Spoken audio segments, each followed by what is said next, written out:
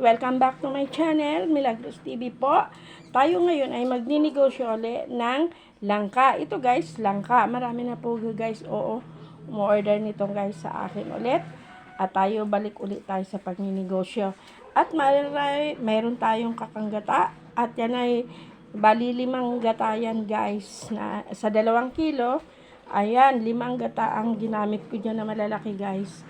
Ayan, kasi masarap talagang may maraming gata. At mayroon tayong tinapa na ilalagay. At mayroon din tayo guys na alimasag. Lalagay natin yan. Gagamit tayo guys ng kamatis, sibuyas, luya. Guys, pag ako nagluluto, guys, hindi ako nagbabalat ng luya kasi, alam mo, basta hugasan mo lang ng tama at ng talagang malinis. Kasi guys, parang nandoon din kasi ang nung luya. Kaya hindi ako nagbabalat. Talagang inaano ko na lang siya. At ito naman guys ay isisigang ko para sa aking mga kaapuhan. Ayan. At kailangan nila ang sabaw. Ito ay kamote tops. Ayan. Ito bili ko nito ay 100. Pang ulam nila kasi alam mo guys, mga bata, sabaw lang sapat na sa kanila. Kaya ngayon guys, magsisimula tayo sa pagluluto ng langka at tayo ay may naghahantay na mga order niya. Kaya salamat po sa walang sawang pagsuporta kay Nanay Mila na patuloy niyo po binibigay at tinatangkilik ang aking mga video. Salamat po dahil po yan ay sa amin, para sa aming mga senior citizen, dahil alam niyo naman guys, ang senior ay talagang wala nang ibang inaasahan kundi at maraming nararamdaman na sakit. Kaya kailangan ang maintenance namin. Kaya, baka vitamins, mas magastos guys ang pagka-senior. Kaya guys, talo ay magsisipag ulit. Kaya ito, mahirap din umasa tayo sa iba. Kaya, kailangan natin magsipag. Kaya, ayan guys, sisimulan ko na ang pagluluto. Guys, pinapalambot ko muna siya guys. Sa, palambutin muna ng gusto natin kasi ganda yung malambot na mamaya na natin ilalagay ang mga sangkap at yung pinakakaganggata ilalagay natin. Kailangan lumambot na, malambot muna to guys. Finally, ilalagay natin guys sibuyas. Gusto ko guys marami siyang sibuyas and then luya. Wala nga po guys. Yan. And then, natin yan, haluin muna natin. Kasi, bago natin ilalagay ang panghuling gata. Ayan, haluin ko muna para siya ay and then, lagay ko na guys yung tinapa. Alam nyo guys, ang nagpapasarap talaga sa gulay lang sa mga gata, ang tinapa. Wala naman lasa ang baboy eh.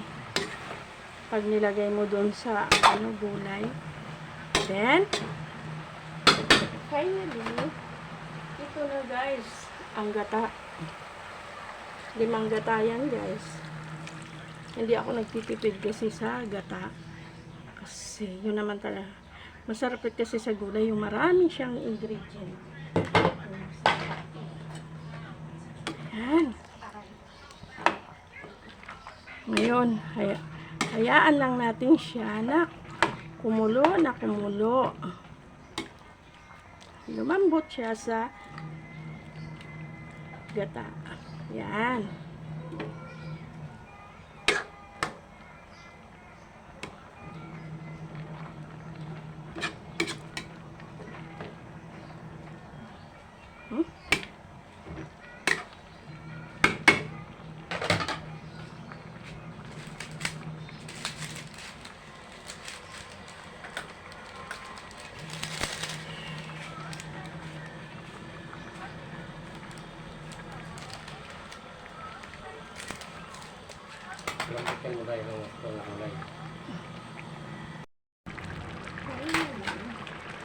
Ilalagay na natin ang karang.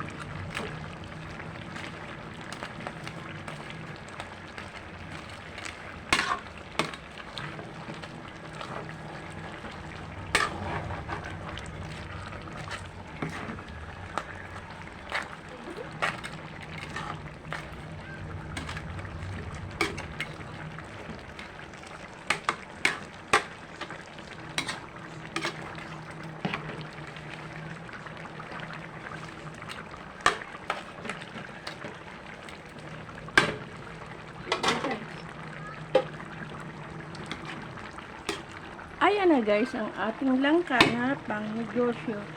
Ayan guys, salamat sa walang sawang suporta nyo guys. Ayan ang aking tawagin mo papa mo.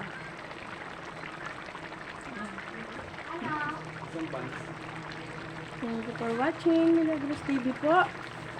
Ayan guys, ang aking langka.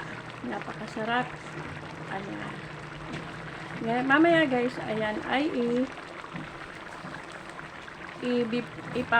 ano na natin sa mga may order. Guys, isa-isa na natin i-deliver. Marami na po umorder guys. Yan, maraming salamat po sa inyo guys. Sa walang sawang pagsuporta kay Nanay Mila. Ito na. Yan. Medyo paano-anuhin ko muna yan guys. Anuhin muna natin ang gata guys. Ayan. Bye bye guys. Ayan. Ating pang negosyo. Magnegosyo naman tayo guys ngayon.